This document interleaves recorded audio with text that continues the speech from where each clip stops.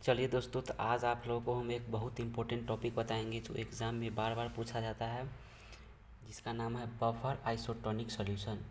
Exam में बार बार पूछा जाता है। इसके अंदर 3 टॉपिक आता है। पहला, बफर आइसोटोनिक सॉल्यूशन होता क्या है। दूसरा टॉपिक इसमें आता है कि बफर आइसोटोनिक सॉल्यूशन निकालेंगे कैसे, हम कैसे पता करेंगे कि किसी में कितना बफर आइसोटोनिक सॉल्यूशन है। और तीसरा टॉपिक है, इसमें हम एडजस्ट कैसे करेंगे बफर को।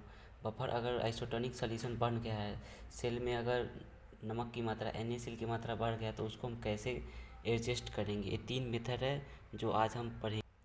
तो सबसे पहले हम बफर आइसोटोनिक सॉल्यूशन के बारे में जान लेते हैं कि बफर आइसोटोनिक सॉल्यूशन होता क्या है। तो this solution maintain the isotonicity and pH at that of the body fuel. मतलब ये वो सॉल्यूशन होता है जो क्या करता है, बॉडी के आइसोटोनिक फ्यूल को मेंटेन करके बॉडी को आइसोटोनिसिटी और pH को मेंटेन करके रखता है। उसी को बफर आइसोटोनिक सॉल्यूशन कहते हैं। मीन्स अगर ब्लड में NaCl की मात्रा बढ़ गया है, RBC में NaCl की मात्रा बढ़ गया, उसको मेंटेन करके रखता है। Isotonicity maintain the osmotic pressure as well as the body fuel. हमारे में जो बॉडी में फ्यूल है उस सारे फ्यूल को भी मेंटेन कर रखता है, उस फ्यूल को pH मेंटेन करके रखता है, उस फ्यूल के नमक को मेंटेन कर रखता है। और इसका एग्जांपल है ब्लड। ब्लड में क्या होता है, 0.9% weight by volume NaCl solution पाया जाता है। ये 3 तरह के होते हैं। There are 3 types isotonicity. There are 3 types of solution. पहला होता है आइसोटोनिसिटी, हाइपोटोनिसिटी, हाइपरटोनिसिटी। हाइपो मतलब होता है कम, और हाइपर मतलब होता है ज़्यादा, और आइसोटोनिसिटी मतलब होता है इक्वल, इक्वल अमाउंट में पाया जाता है।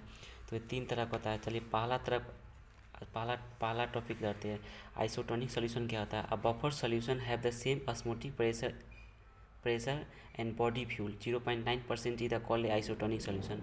ऐसा सॉल्यूशन जिसमें क्या हो, सेम ऑस्मोटिक प्रेशर हो और सेम बॉडी फ्यूल हो, मतलब 0.9% NaCl पाया जाता है एक RBC में, हर RBC में, उसी को आइसोटोनिक सॉल्यूशन कहते हैं।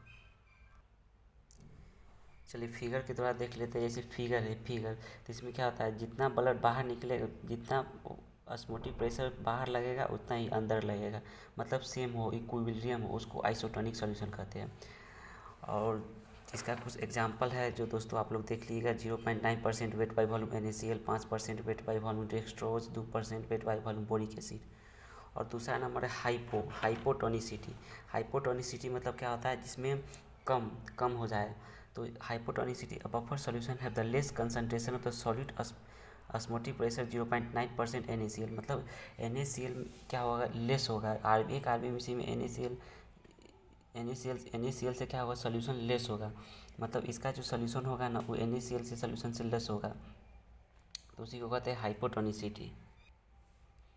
इन the case of hypotonicity solution the size of cell is increase. इस केस में क्या होता है, हाइपोटोनिसिटी में क्या होता है, सेल का जो साइज होता है ना उसमें इंक्रीज कर जाता है। क्यों, क्योंकि इसमें से बाहर अंदर सेल में आता रहता है। क्या होगा, सेल में इसका जितना भी कंसनट्रेशन अंदर आ जाएगा, तो अंदर क्या होगा, सेल इंक्रीज करता है। इंक्रीज करता है उसमें क्या होगा, हाइपोटोनिक बढ़ जाएगा। और तीसरा नंबर है हाइपरटोनिसिटी। हाइपरटोनिसिटी मतलब ज़्यादा, इसमें सेल में क्या होगा, ज़्यादा मात्रा में होगा। तो क्या करेगा, सेल में ज़्यादा मात्रा में हो तो बाहर निकलेगा, तो उसे हाइपरटोनिसिटी कहते हैं।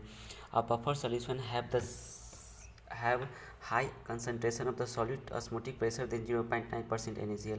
मतलब इसमें क्या होगा, 0.9% NaCl से क्या होगा, ज़्यादा होगा इसमें सॉल्यूशन, उसी को हाइपोटोनिसिटी कहते हैं। We have to make a buffer isotonic solution which have the same osmotic pressure as a body fuel or same concentration of solute as 0.9% weight by volume NaCl। मतलब एक ऐसा बफर सोल्यूशन बनाने का कोशिश करते हैं जिसमें क्या हो, सेम ऑस्मोटिक प्रेशर हो, सेम बॉडी फ्यूल हो, 0.9%, इससे ज़्यादा कम या बेस नहीं हो, उसी को कहते हैं buffer isotonic solution. Method to determine the isotonicity. हम आइसोटोनिसिटी डिटरमाइन कैसे करेंगे। कोई भी सॉल्यूशन दे दिया, उसमें हम कैसे पता करेंगे कि इसमें कितना आइसोटोनिसिटी है। उसके लिए 2 मेथड है। सबसे पहला मेथड है क्रायोस्कोपी मेथड, इसको कोलिगेटिव मेथड भी कहते हैं, हेमोलाइटिक मेथड।